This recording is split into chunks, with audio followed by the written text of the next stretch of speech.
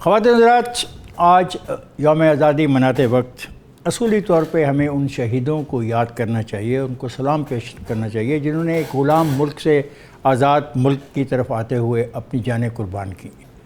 ہمیں ان کی قربانیوں کا احساس ہے یا نہیں، یہ ایک ڈبیٹ ہے جو ابھی بھی چل رہی ہے اتنے سالوں سے، لیکن میں یہ سمجھتا ہوں کہ ہمیں ان کی قربانیوں کا احساس کرنا چاہیے، اور خاص طور پہ اس ملک کو اس انداز میں چلانا چاہیے جو تصور قائد اعظم ان کے ساتھیوں کا تھا۔ اسی حوالے سے میں نے آج کی جو محفل جمع کی ہے دوستوں کی، شامی صاحب میرے ساتھ ہیں، مجید الرحمان شامی، ان کے ساتھ تشریف رکھتے ہیں حفیظ اللہ نیازی، ان کے ساتھ بیٹھے ہیں حبیب اکرم صاحب۔ آئیے ان سے بات کرتے ہیں، دیکھتے ہیں کہ یہ ساری صورتحال میں کیا کہنا چاہتے ہیں۔ شامی صاحب، 79 ایئرس گزر گئے ہیں۔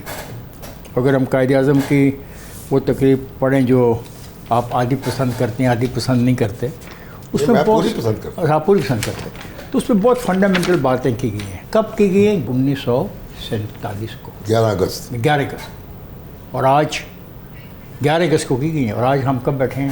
2026 میں۔ سوال میرا وہی ہے کہ اس کے باوجود سب سے بڑا سوال آج ملک میں یہی ہے کہ وزیر اعظم اپنی مدت پوری کرے گا یا نہیں، پارلیمنٹ 5 سال پوری کرے گی یا نہیں کرے گی، ہم آئینی استحکام حاصل کر سکیں گے یا نہیں، کیا کہتے ہیں آپ؟ یہ جو تقریر جس کا حوالہ دیا آپ نے، یہ اقلیتوں کے حقوق سے متعلق ہے، سے زیادہ صرف ان کی بات نہیں کی، زیادہ سر، ہاں، لیکن سر اس میں آج ہم جو ہے نا، نہیں، وہ کرپشن کی بات بھی کی، انہوں نے کرپشن کی بات کی، انہوں نے کہا کہ ہم اس میں یقین رکھتے ہیں کہ نیپوٹزم کا شکار ہیں، انہوں نے کہا کہ ہم ہورڈنگ کا شکار ہیں، انہوں نے کہا کہ ہم اب چیزوں کو اکٹھا کر لیتے ہیں، ہاں انہوں نے کی، انہوں نے لا اینڈ آرڈر کی بات کی۔ ہاں بالکل، یس، آئیے پلیز۔ یہ جو تقریر ہے نا، یہ تو اقلیتوں کے حقوق بتاتی ہے نا، جیسے میثاق مدینہ کے الفاظ ہیں، رسول اللہ صلی اللہ علیہ وسلم جب آئے مدینہ تو یہودیوں سے انہوں نے معاہدہ کیا، جسے میثاق مدینہ کہتے ہیں۔ تو یہ صرف معاہدہ ہے؟ نہیں، میثاق مدینہ کہتے ہیں۔ اچھا، اس کو ڈاکٹر حمید اللہ کہتے ہیں، یہ پہلا دستور ہے دنیا کا جو میثاق مدینہ ہے۔ ہم اس کی بات کر رہے ہیں، ہم تو بات کر رہے ہیں سر اس معاہدے۔ آپ کہاں سے آئے تھے پاکستان میں؟ ہوشیارپور سے۔ کہاں سے آئے تھے؟ ہوشیارپور سے۔ آپ کہاں سے آئے تھے سر؟ میاں والی سے۔ آپ کی فیملی یہیں کی؟ یہ سب اب یہاں کے ہیں؟ یہ دونوں میری فیملی جو ہے، ان کی فیملیز جو ہیں یہ یہیں کی تھی۔ میری فیملی جو ہے وہ یہاں کے رہنے کے باوجود وہ دلی سے مائیگریٹ کر کے، ہجرت کر کے، ٹھیک ہے نا، ہجرت ہے، یہ ہماری فیملی جو ہجرت ہے، یہ کہا جاتا ہے کہ دنیا کی سب سے بڑی ہجرت ہے، یہ حقیقت ہے یا نہیں؟ اچھا، آپ کہتے ہیں کہ یہ میثاق مدینہ کی طرح کا ایک مثال، اس میں کیا طے ہوا؟ میں بات کر رہا ہوں، رسول اللہ صلی اللہ علیہ وسلم اور یہودی جو تھے، یہودی قبائل، ان کے درمیان معاہدہ ہوا، تحریری معاہدہ ہے، 50 سے زیادہ شکیں، اس میں لکھا گیا ہے مسلمان اور مدینہ کے یہودی ایک امت ہوں گے، ایک امت، فقہ سیاست مذہبی اعتبار سے نہیں، اس میں ہم اس کی بات کر رہے ہیں نہیں، اس کی میں میثاق مدینہ کے الفاظ دے رہا ہوں۔ ہاں وہ ٹھیک ہے، یعنی یہودی اور مسلمان ایک امت ہوں گے، ایک امت بن کر رہیں گے۔ ہاں، کاروبار ریاست جو ہے اس میں تو حقوق ہوں گے یکساں، اور مذہبی معاملات اپنے اپنے۔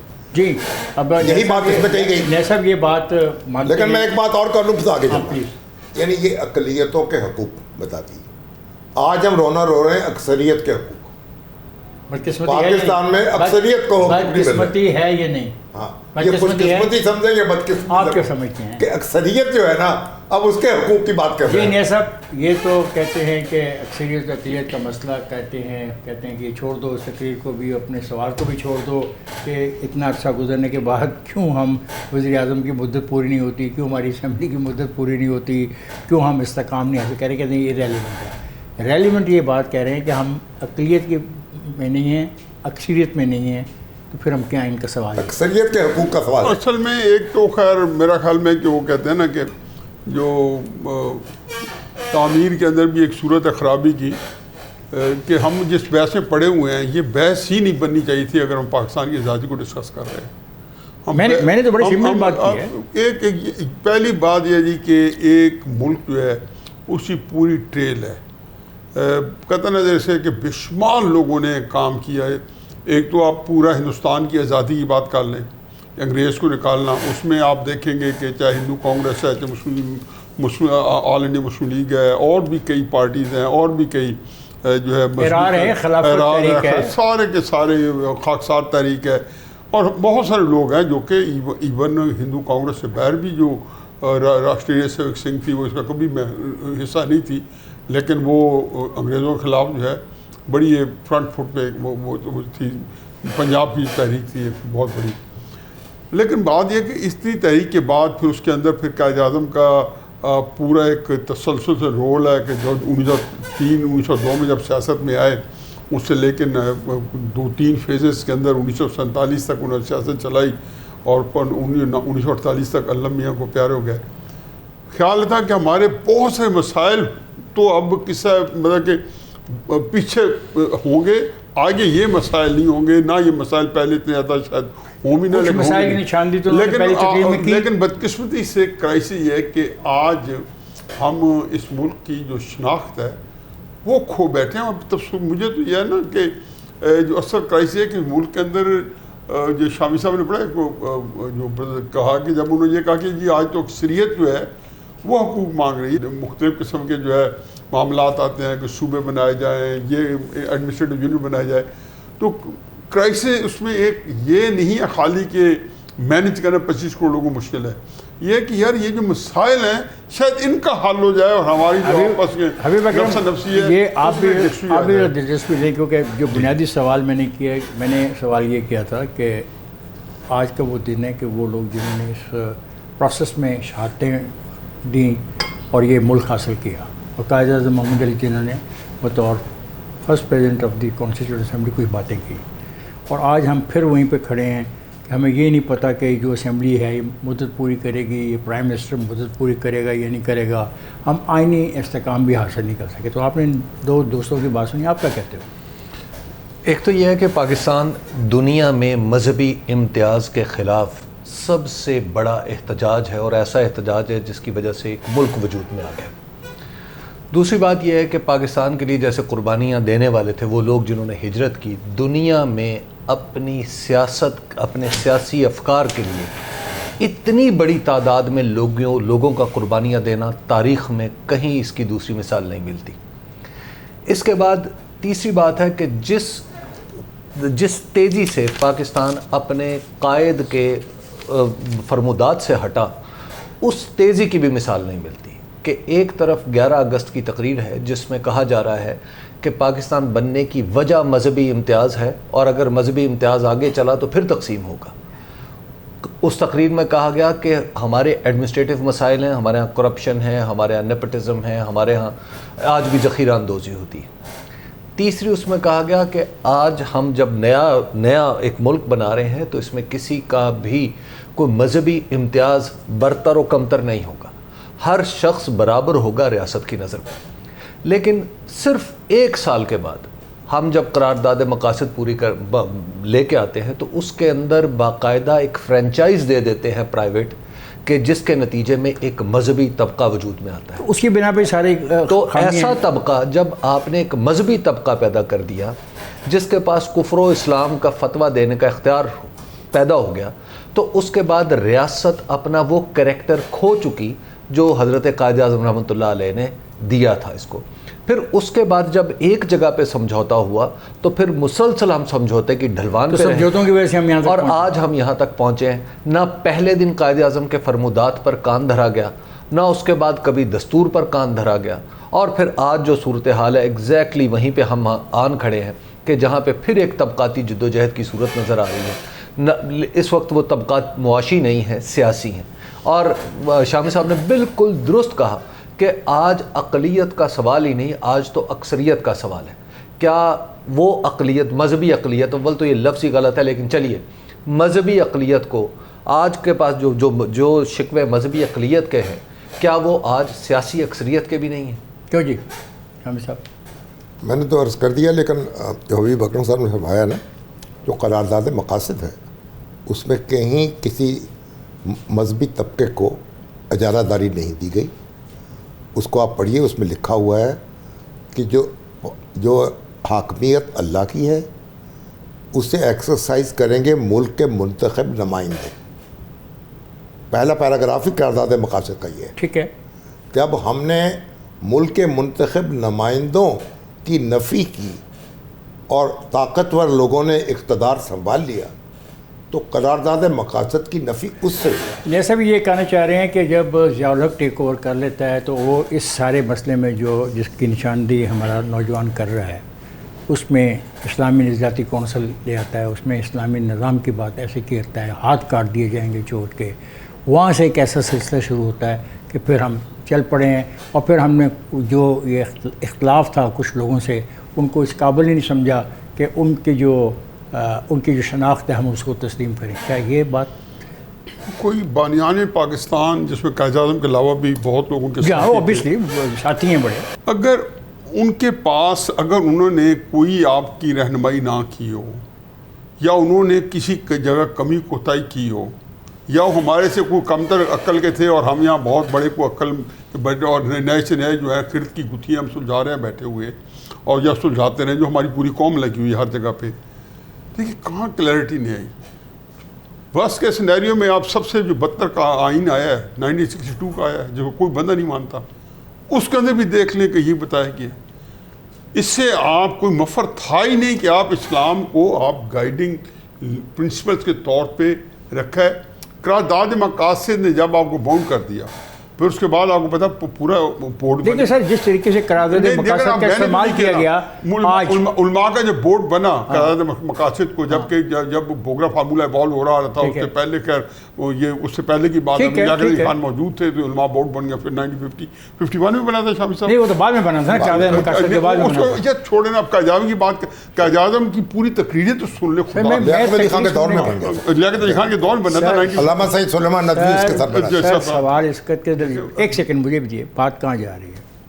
بات جا رہی ہے انتہا پسندانہ رویے کی طرف۔ مجھے اس سے اختلاف نہیں کہ حاکمیت کس کی ہے، مجھے اس سے اختلاف نہیں کہ حاکمیت کو ایکسرسائز عوام کے نمائندے کریں گے، لیکن پھر عوام کے نمائندے جب کریں گے جو بات انہوں نے کہی ہے جو آپ مانتے ہو کہ تفریق نہیں تھی، دو چیزیں اجمی کو عربی کو اجمی پر عربی کو عربی پہ فوقیت نہیں ہے۔ اگر اجازت ہے میں تھوڑا سا کنفیوژن سے اپنے آپ کو نکالنا چاہتا ہوں پلیز۔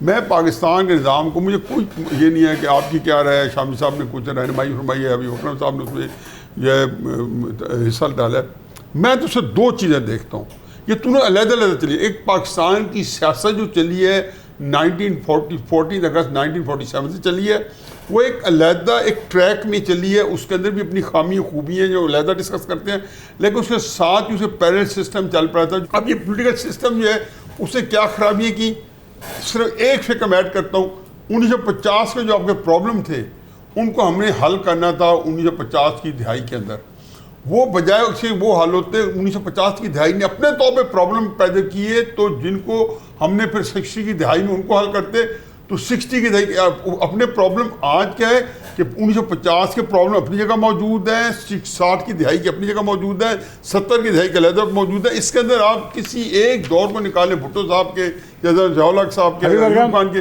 میرا خیال ہے کہ پھر کسر نہیں چھوٹی۔ اس میں حکمران اس لیے ذمہ دار ہیں کہ جو حکمران جس حکومت وقت میں جو مسئلہ پیدا ہوا، جس طرح کی ہماری ایک ہوئی What is the way out? What is the way out? زیادہ What is the way out? Way out اب میں تو زیادہ آپ سوچا نا تو شامی صاحب بڑا حوصلہ شکنی کرتے ہیں کہ آپ لوگ جب ٹی وی بیٹھتے ہو تو کوئی مایوسی کی باتیں نہ آپ مایوسی کی باتیں لیکن میں ذاتی طور پہ سمجھتا ہوں کہ ہم بند گلی میں ہیں۔ اچھا ابھی ہم بند گلی میں ہیں، اور اس بند گلی میں جب ہم ہیں تو ہمیں کیا کرنا چاہیے؟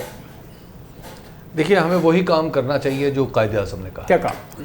قائد اعظم نے کہا تھا کہ پاکستان کے اندر کسی کو کسی پر فوقیت نہیں اور ریاست کا مذہب کے اندر کوئی عمل دخل نہیں۔ میں اپنی بات کو تھوڑا سا آگے بڑھاؤں گا، وہ یہ ہے کہ پاکستان میں جب آج دو طبقات ہیں جو جنہیں حکمران طبقات کہا جاتا ہے، ایک طرف ہمارے عسکری ادارے ہیں اور دوسری طرف ہمارے مذہبی ادارے ہیں۔ قائد اعظم رحمۃ اللہ علیہ نے جو پاکستان تشکیل دیا تھا اس میں یہاں پر صرف ایک ادارہ تھا اور اس کی حیثیت ماتحت تھی، اور وہ تھا عسکری ادارہ۔ جو دوسرا ادارہ وجود میں آیا وہ قرارداد مقاصد کے نتیجے میں وجود میں آیا، اس کا نام ہے ہماری جو مذہبی اسٹیبلشمنٹ ہے۔ تو لہٰذا کہنے کا مطلب ابھی let's be honest with each other, ہم کسی اور طرف جا رہے ہیں۔ ایشو آج کا یہ ہے, today I am talking to you کہ 79 ایئرس کے بعد جی ہم نے کیا کھویا کیا پایا. Let's talk. اقتصادیات میں کچھ نہیں ہم نے کھویا, ہم نے سسٹم میں کچھ نہیں کھویا, ہم نے اخلاقیات میں کچھ نہیں کھویا, ہم نے صرف سیاست میں جو کھویا, اس کے علاوہ ہم نے سب کچھ نہیں کھو دیا. ہم نے احترام, عزت, اصول. دیکھیے اخلاقی حوالے سے تو میں کوئی خود کو اس قابل نہیں پاتا کہ میں ایک مجموعی اخلاقیات پر بات کر سکوں.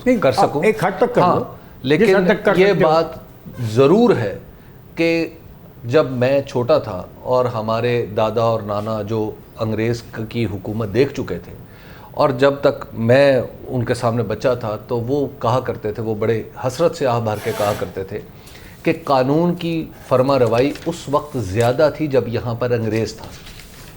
جب سے پاکستان بنا ہے اس وقت سے قانون کی عملداری کمتر ہوتی چلی جا رہی ہے. وہ ادارے اب جو میں نے اپنے بچپن میں جن کا بڑا تحکم دیکھا تھا, آج میں دیکھتا ہوں کہ وہ ادارے زوال پذیر. خواتین حضرات, میں جا رہا ہوں بریک پر, جائے گا نہیں, ہمارے ساتھ رہے گا.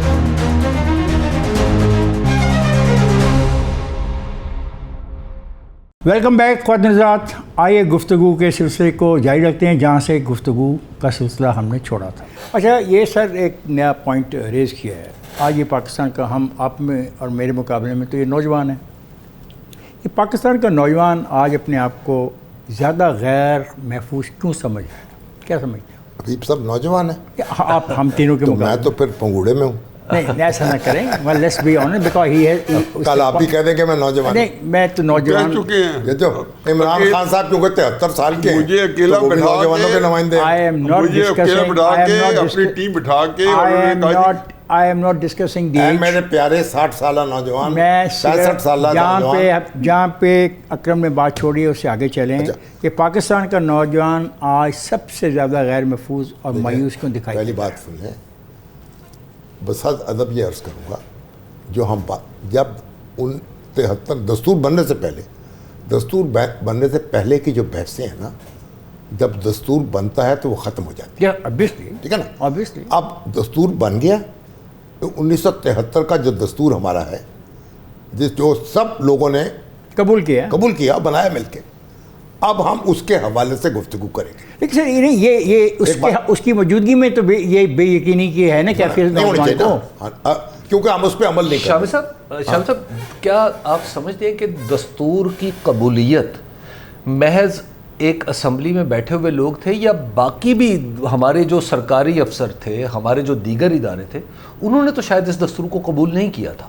نہیں, تجربہ تو یہ بتاتا ہے. تمام لوگوں نے دیکھیں نا, ویسے ہم مسلمان ہیں نا سارے کے سارے, جی, تو ہم اسلام کے اوپر کتنا عمل کرتے ہیں. آپ ہی نے کیا آج نماز ہم کہیں جی کیونکہ ہم تو وہ اسلام کے اصولوں میں وہ پورا نہیں اتر رہے, تو ہم تو بات سنیں. Let's come back to debate کو واپس لائیں نا. واپس لائیں. نوجوان آج کیوں اپنے آپ کو, مجھے یہ بتائیں. پہلی بات تو یہ ہے, پہلی بات سن لیں, ہمارے دستور نے مولویوں کا کوئی طبقہ پیدا نہیں کیا, کوئی خاص ان کو حقوق نہیں دیے. ہمارے دستور میں ان کو بھی وہی حق حاصل ہے جو دوسرے لوگوں کو ہے, الیکشن لڑیں اور اسمبلی میں پہنچ جائیں. اور پاکستان بننے سے پہلے بھی کانگریس کے صدر کون تھے؟ مولانا ابو الکلام آزاد. یس. ہاں جی. اور مولانا حسین مدنی کون تھے؟ جمعیت علماء ہند کے سربراہ. تو بات یہ ہے پھر آپ جان بوجھ کے پھر اسلام میں آ رہے ہیں. سوالات پیدا ہو جاتے ہیں. نہیں, سمپل ایک سوال ہے کہ نوجوان آج کا جو ہے وہ اپنے آپ کو غیر محفوظ کیوں سمجھتا ہے, مایوس کیوں؟ مجھے اس کا جواب دیں. نوجوان کیا بوڑھے ہیں وہ بھی غیر محفوظ سمجھتے ہیں. میں ایک اسپیسیفک سوال کر رہا ہوں. یہ نوجوان بیٹھا ہے, یہ اپنے آپ کو غیر محفوظ اور مایوس سمجھ رہا ہے. یہ مفروضہ ہے بھائی. تم غیر محفوظ اور مایوس نہیں ہو؟ نہیں, ان کا نوجوان ہونا ایک مفروضہ ہے. دیکھیے, میں ضرور ایک عرض کرنا چاہوں گا کہ اس وقت جین زی کی ساؤتھ ایشیا میں کئی تحریکیں چلی. اس میں چلی بنگلہ دیش میں, سری لنکا میں, نیپال میں, انڈیا میں بھی چل رہی ہے, اور کسی درجے میں پاکستان میں وہ تحریک موجود نہیں لیکن اس کا ایک سینٹیمنٹ موجود ہے.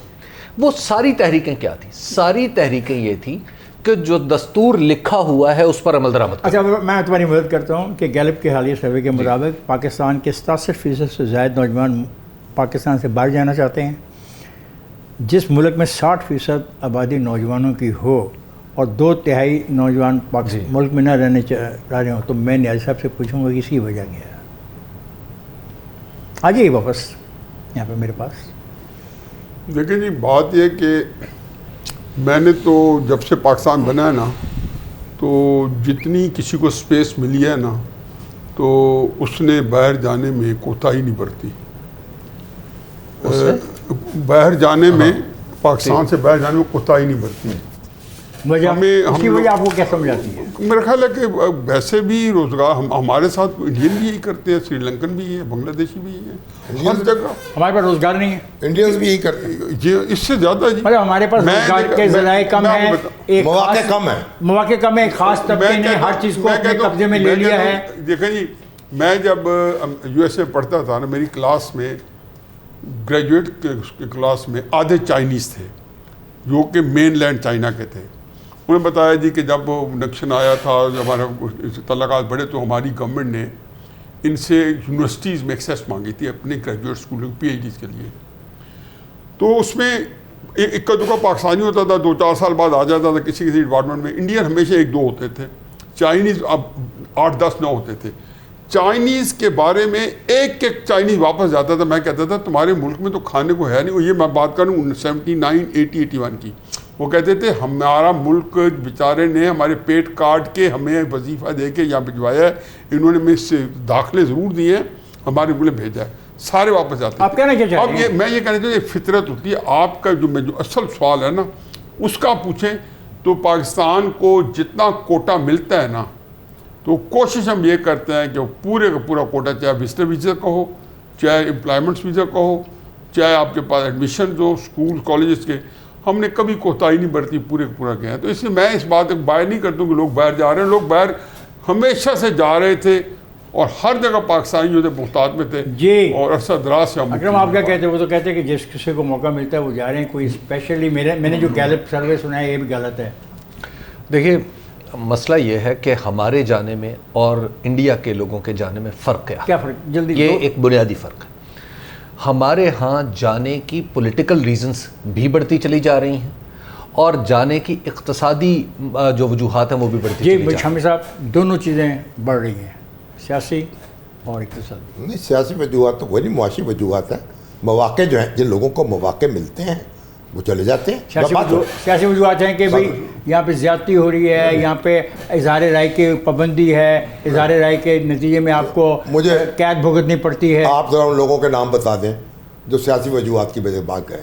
وہ 5-4 ولاگرز ہیں جو یوٹیوبرز ہیں وہ گئے ہیں کیونکہ وہ وہاں یہ مغالطات نہیں بول سکتے جو وہاں جا. شامی صاحب several thousand people every year جو فائل کریں سیاسی میں بتاؤں یہ آپ کچھ کرتے رہیں جی. مجھے سروں کا نہیں پتا, مجھے یہ پتا ہے کہ جو سیاسی اسائلم جو ہے ابھی گوگل کر دیں کہ کون سی میری بات تو سن. ایک تو آپ لوگ سارے کے سارے نروس ہو جاتے ہو کہ 80s میں ضیاء الحق صاحب کے وقت میں سب سے زیادہ پولیٹیکل اسائلم لوگوں نے لیے پاکستان میں. گوگل کر کے دیکھ لیں کہ کون سے پاکستانیوں کے لحاظ سے دیکھیں, یہ نہ پوچھو کون ہے, یہ کون سی دہائی میں سب سے زیادہ لیا ہے. یہ میں نے پورا سروے بار بار آپ دیکھیں اور پھر دیکھیں کب کتنے بڑے ہیں. چلیے ٹھیک ہے فاتح ذات میں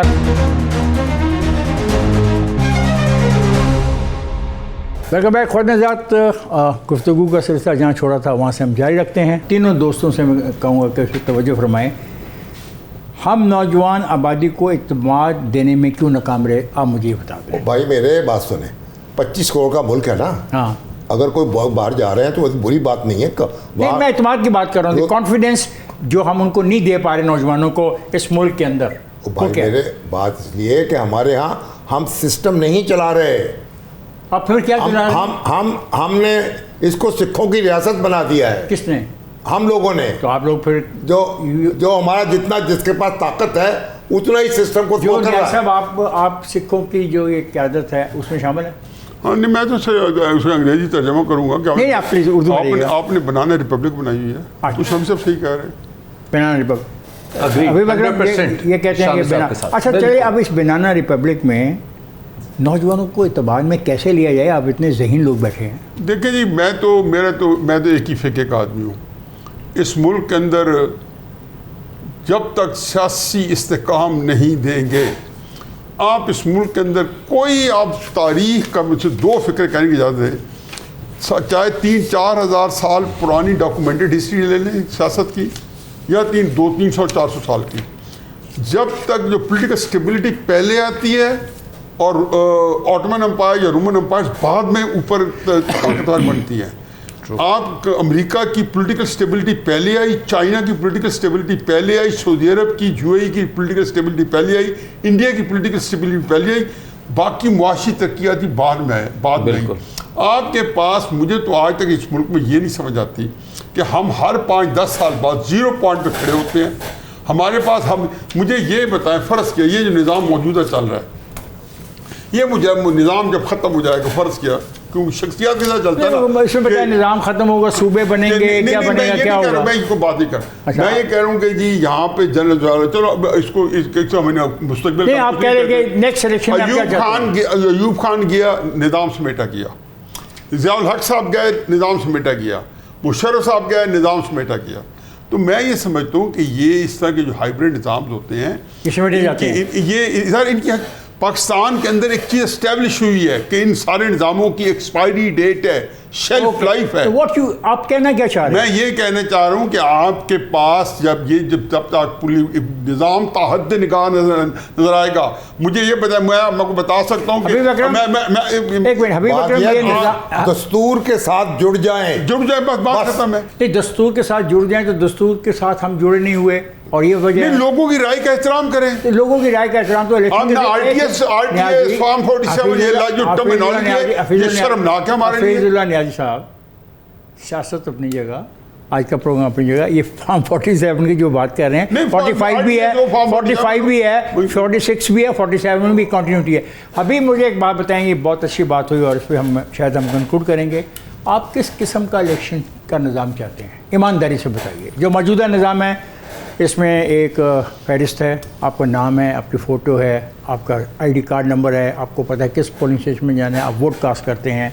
اس کے بعد آپ کیا چاہتے ہیں، کون سا یقین چاہتے ہیں، مجھے بتائیں. نظام میں تو کوئی خرابی نہیں ہے، لیٹرز ٹھیک ہے، اسپرٹ نہیں ہے. جی اب بات بتائیں، اسپرٹ کیسے بہتر کی جائے؟ نہیں اسپرٹ، میں تو یہ آپ کو اور بات کریں، میری میں بات سر نظام میں آپ نے کہا نا ختم ہو جائے گا، نہیں آئے گا. شامی صاحب نے ایک بات کہی ہے نا، نظام کیا ہوتا ہے؟ کبھی کسی ملک میں دیکھا آپ نے، ایک میری بات کسی ملک میں دیکھا ہے کہ یہاں پہ یوسف گیلانی ہے، نواز شریف ہے، عمران خان ہے، شہباز شریف ہے، اور یہ کوشچن جہاں آپ جاتے ہیں، شامی صاحب جاتے ہیں، شامی صاحب ٹائم پورا کرے گا کہ نہیں کرے گا؟ سب سے پہلے سوال میں نے یہ کیا، آپ نے جواب نہیں دیا، بات نہیں، یہی میں کہہ رہا ہوں کہ یہ نظام یہ ہوتا ہے کہ وہاں کوشچن نہیں ہوتا کہ مودی ٹائم پورا کرے گا نہیں کرے گا. آپ یہ چاہتے ہیں 5 سال ٹائم پورا کرے گا نہیں کرے گا، یہاں پہ ہر اس بھلے سے 10 سال پورے کر جائے. سر میں سمجھ گیا آپ کی بات. آپ چاہتے ہیں کانسٹیٹیوشن میں جو گارنٹی دی ہوئی، آپ کا حد نگاہ پتہ ہو کہ ملک کیسے چل رہا ہے، بس کتنے سال کا ہو، 5 سال کے بعد الیکشن ہوں گے نا. تو مجھے یہ نہیں پتا. شامی صاحب نے ایک بات کی، مجھے بتائیں آئین نافذ کر دیں، بات ختم. آئین میں سر یہ لکھا ہے نا کہ ہر 5 سال کے بعد انتخاب ہوں گے، free and fair election. Free and fair. اب جب میں فری اینڈ فیئر الیکشن کا ان سے پوچھتا ہوں کیا نسخہ ہے، تو وہ تو وہی ہے جو لکھا ہوا ہے، ماں سوائے کہ آپ الیکشن رولز کے اندر بہت ساری ترامیم چاہتے ہیں، جو یہ 47 45. نہیں میں یہ کہہ رہا ہوں آپ دخل نہ دینا. آپ کیوں؟ اور میں سمجھ گیا ہوں، میں آپ کی بات سمجھ گیا ہوں. یہ کہ یہ الیکشن کے اندر الیکشن کی ایک آپ کے اوپر اس کی جو کریڈیبلٹی ہے وہ انڈرمائن ہوتی ہے نا. دیکھو جو جمہور ہے نا، آپ کنکلوڈ کریں. آج 14 اگست ہے. یس سر. پہلے ایک بات تو مان لینا جی کہ ہم ایک بڑا ملک ہیں، بالکل، ہم ایک طاقتور ملک ہیں. ابھی مانتے اس بات کو؟ جی ہم ایک بڑا ملک ہے. ہماری فوج جو ہے اس نے 4 دن کے اندر انڈیا کو ناکو چنے مانتے ہو؟ ابھی بھی نہیں مانتے ہو اس بات کو؟ You are young man. جی بالکل. فیکٹس کو کیا ناکو چنے دنیا نے آپ نے سفارتکاری کر کے امریکہ کو، ایران کو ان کے درمیان جنگ بندی کرائی، ایک میز پہ بٹھا دی. سفارتکاری پہ دنیا میں ہیڈ لائن میں لگی. آج آپ بات بہت اچھی ہو گئی. غربت کے خاتمے کے بارے میں آپ کا کیا خیال ہے؟ دیکھیں نا، آپ نے ابھی معاہدہ ہوا ہے 3 بڑے ملک. نہیں بڑی اچھی باتیں کر رہے ہیں. سوال ہے کہ غربت کے خاتمے کے لیے کیا کہتے ہیں؟ تو ہم جو ہے نا، ہم دنیا کے ملکوں میں ایک ممتاز حیثیت ہو گئے سر. ختم کریں اس بات کو. لیکن جو ہمارا پوٹینشیل تھا نا،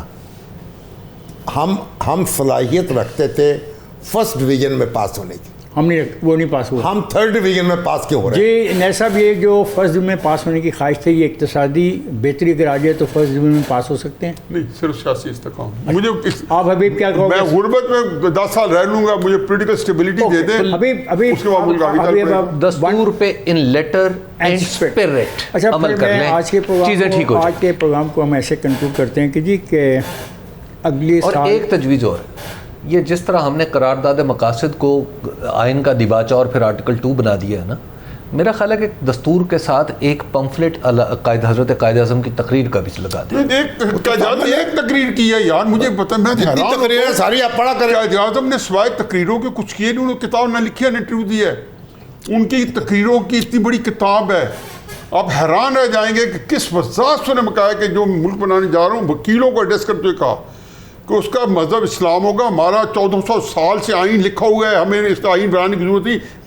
کوٹ ان کوٹ الفاظ ہے قائد اعظم کی. میں حیران ہوتا ہوں کہ جب یہ کہتے ہیں نا تو آپ اپنا پوائنٹ، نہیں میری بات سنیں نا، آپ نے شروع یہاں سے کی ہے، اس کو ختم یہی کریں کہ قائد اعظم نے ایک تقریر نہیں کی، اس پہ تو کنسنسس ہوگا، بہت ساری باقی کی ہیں اس کا ذکر کیوں نہیں کرتے؟ قائد اعظم کی باقی تقریروں کا نتیجہ یہ پاکستان ہے یا نہیں؟ یار میں تو ایک تقریر نہیں ہے، جب دستور بنا دیا، ایک تقریر پہ اصرار اگر نہیں دستور بنا دیا، دستور پہ عمل شامی صاحب قائد اعظم نے کہا اس اسمبلی میں کھڑے ہو کے، آپ نے دستور بنانا ہے. قرارداد مقاصد کے اوپر جو ریزولوشن آئی تھی نا، جس میں بحث ہوئے، سال ہوا پورا بحث اس کے اوپر، وہ قائد اعظم کی زندگی کے آخری 8-9 مہینے میں یہ اسمبلی بحث کر رہی تھی. نیل صاحب میں آپ سے ایگری کرتا ہوں کہ it is not only one speech of Quaid Azam. ہاں، کم علم جو ہے وہ جہالت ہے. میں اس کا ترجمہ یہ ہوتا ہے نا، میں نے کم علمی کہتے ہیں، کیا کہنا ہے، اردو کیا کریں گے آپ؟ میں نے کہا کہ تھوڑا امریکہ سے پڑھ کے آئے ہو، تھوڑا علم یار مصیبت ہے. ابھی اکرم میرا خیال ہے جب ہم سالگرہ منا رہے ہیں آج پاکستان کی، تو ہم یہ جو ہم بحث کر رہے ہیں نا، اس سے ہم یہ نہ سمجھیں کہ ہم بس للو پنجو ہیں، ہم نے کچھ کیا ہی نہیں ہے. ہمیں کیا ہے جو ہمیں کرنا ہے، جو خامیاں رہ گئی ہیں، جو کمیاں ہیں، ان کا ذکر کر رہے ہیں. کامیابیاں اپنی جگہ ہیں. میں یہ یقین جانو، میں سمجھتا ہوں کہ جو قائد اعظم کی جو تقریر ہے جس کا آپ نے ذکر کیا ہے، اکرم صاحب نے ذکر کیا ہے، شامی صاحب نے کہا ہے، اس سے بہترین تقریر قائد اعظم کی نہیں ہے. یہ میں آپ کو ہم اس کے ساتھ میں ساتھ ہوں. دوسری بات یہ کہ ایک بات مانے کہ میری ایک بات سنیں، ایک فکر بڑے امپورٹنٹ ہے.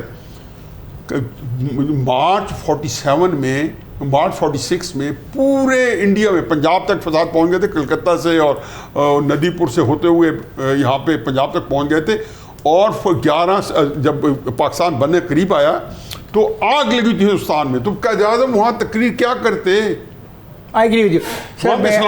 آج میں کنکلوڈ مجھے کرنے کن حالات میں تقریر ہوئی ہے. نیاز صاحب مجھے آج کنکلوڈ کرنے کی اجازت دیں گے کہ اگر ہم اس نقطے پہ کنکلوڈ کریں کہ اگلے سال جب ہم یوم پاکستان منا رہے ہوں تو امید کرتے ہیں کہ جن مسائل کا سامنا نوجوانوں کو کرنا پڑ رہا ہے، پاکستان کے لوگوں کو کرنا پڑ رہا ہے، وہ اقتصادی بدحالی ہے، معاشی بدحالی ہے، اخلاقی بدحالی ہے، اس پہ ہم قابو پا سکتے ہیں اگر ہم آئین میں دیے گئے ہوئے ہر شک پر عمل کریں اور جو بھی انتخاب ہم نے کرانا ہے وہ آئین کے تابع کروائیں. یہی آج کا کنکلوژن ہے نیاز صاحب. یہی آج کا سبق ہے. جی شمس جی، حبیب اکرم صاحب جی. فواد آزاد، آپ کو یوم پاکستان کی مبارکباد ہو. اور آج پھر سب دوستوں نے یہ بات کی ہے، آئین کو لیٹر اینڈ اسپرٹ میں استعمال کرنا ہوگا، عمل درآمد کرنا ہوگا. دس از واٹ یہ سب دوست کہہ رہے ہیں اور یہی ایک رستہ ہے. تو جن مسائل کا تذکر ہم کرتے ہیں، کبھی صوبوں میں کی بات کرتے ہیں، کبھی ڈویژن کی بات کرتے ہیں، غربت کی بات کرتے ہیں، بے روزگاری کی بات کرتے ہیں، بدحالی کی بات کرتے ہیں، یہ سب کچھ پہ قابو پایا جا سکتا ہے اگر ہم انتخابی عمل کو شفاف بنا دیں تو یہ سارے مسائل حل ہو سکتے ہیں. میں امید کرتا ہوں کہ جو لوگ فیصلہ کرنے والے ہیں وہ اس پہ عمل کرنے کی کوشش کریں گے اور عوام کا جو یہ مطالبہ ہے اس کو اہمیت دیں گے. مجھے شامی صاحب کو، نیا صاحب کو اور اکرم صاحب کو اجازت دیجیے. خدا حافظ.